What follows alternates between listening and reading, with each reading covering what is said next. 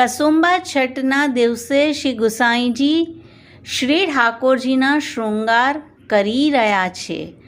તે સમયે આપને કોઈ વસ્તુની જરૂર પડી અને આપે કહ્યું, મંજુષા માનય. આ વચન શ્રવણ કરીને 4 વર્ષના શ્રી રઘુનાથજી સીધા શૈયા મંદિરમાં દોડ્યા.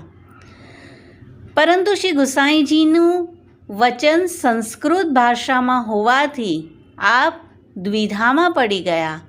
કંઈ સમજ ન આવ્યું કે કાકાજીએ શું કહ્યું હતું અને તે સમયે આપ રડવા લાગ્યા.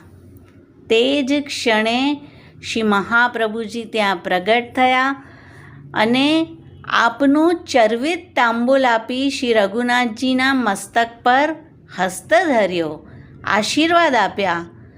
તત્કાલ જ શ્રી રઘુનાથજીને